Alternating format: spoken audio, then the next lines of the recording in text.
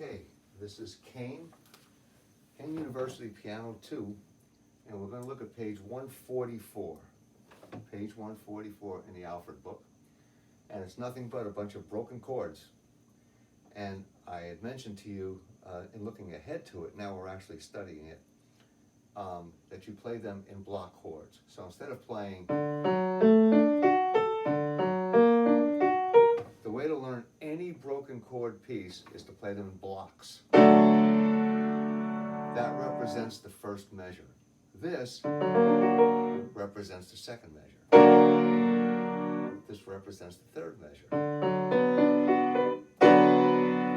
And if I just play the whole thing through in blocks, you'll hear a melody that you don't hear when you play it open. Because when you play it open, it sounds like this. But when I play blocks, you'll hear the top note forming a melody. So measure 1, measure 2, measure 3, 4.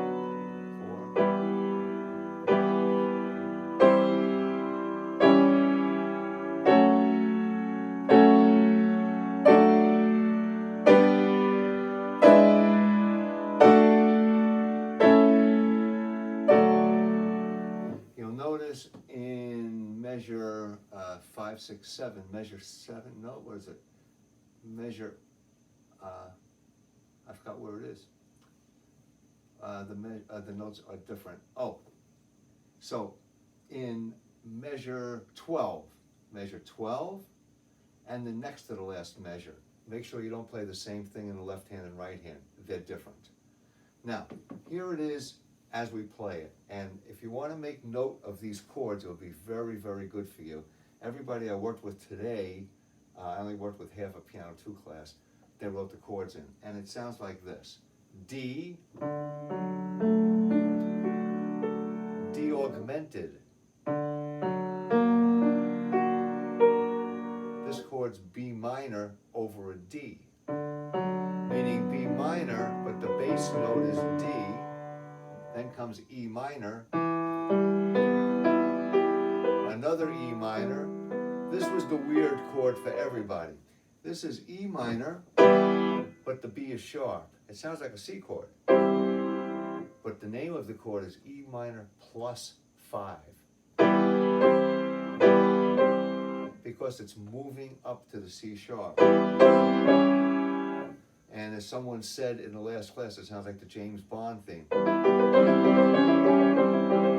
That's just what it is. When you get past the E minor plus 5, that chord's C sharp diminished. I'm in measure 8 now, that's F sharp minor. Another F sharp minor. D chord over F sharp. F sharp's on the bottom. D chord means D is on the bottom, but D chord with an F sharp on the bottom gives you that. G major. This is an E7 chord over G sharp. All these notes form an E7 chord.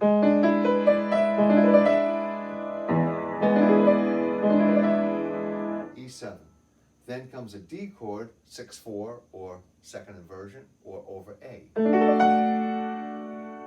A and D. So this piece sounds like this. By the way, if you have a regular piano and an electronic piano, or if you have a pedal, when you pedal, I've had these big problems in Piano 2 and 3 when you learn to pedal incorrectly. Here's what not to do. First of all, never leave it down. You get a mess. But the other thing not to do is to push down on the first note of a measure. For example, down, down. There's a break. It breaks. So what you do is you leave your foot down,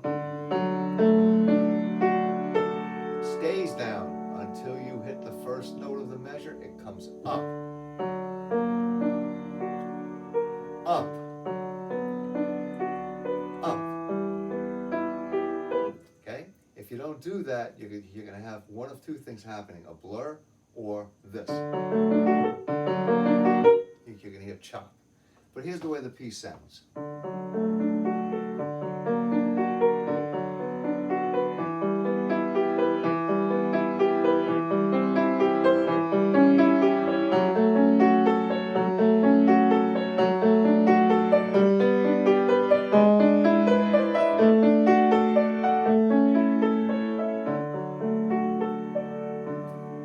If you feel like it, play the lower one, gives you a little depth.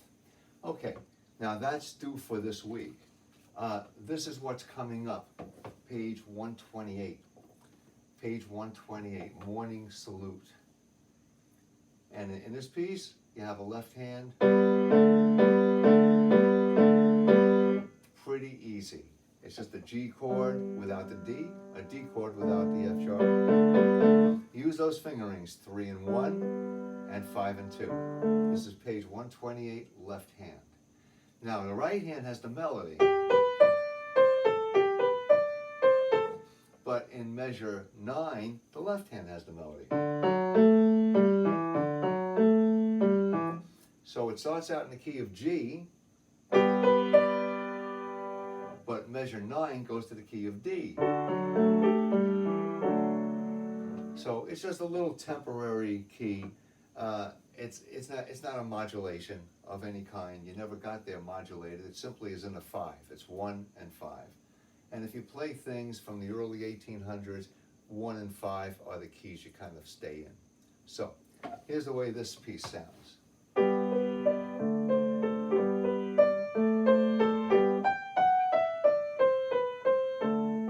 I won't repeat. Now the left hand takes over. Also, you want the right hand in the beginning to be over the left hand. You don't want to hear this. So you have to have a balance when you play. When the left hand takes over in measure 9, the right hand's got to play soft. And the left hand, it presents the melody.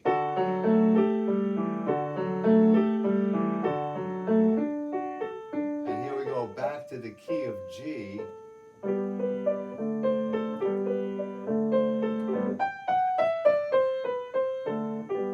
If you're listening carefully, I had a little pedal going on, a little feathering. There's a pedal. I pedal here too. Because they're chords. You only pedal on chords. You'll notice though at the very, very end, here's measure 19. No more pedal. Because you would hear this. You hear that big blur. So you don't pedal on scale passages, you do pedal on chordal passages. Chord, but not on this. You don't pedal on that. So that's page 128. You'll get started on that in advance. Not due this week of September 1st, but due on the week of the September 8th, as well as the 144. And I want to get you started. I showed you the C major. I'm not sure I told you 2 octaves. Oh yes, I did 2 octaves. And I want to get you thinking this way. Don't do this. You'll hear the thumbs bump, or an arpeggio. That's just what you don't want. Just reach for the note. Reach. Just reach for the note. Reach for the note. Make them all as evenly as possible. So you'll finish the whole C major 2 octaves, C major arpeggios, 2 octaves, the chords, inversion, with the fingering that I have written there. And then I showed you major, minor, diminished, augmented. And then you'll have a chord C6, C, E, G, A. That's C6. Let's make it C minor 6. Now this is only to be started after you've had the first lesson with me. So I had my Tuesday people today. You people on Friday, you're not going to begin this yet, but after Friday, you'll begin it. So this will be lesson 2 for Kean. And I have nothing else right now, and that'll keep you busy for a while.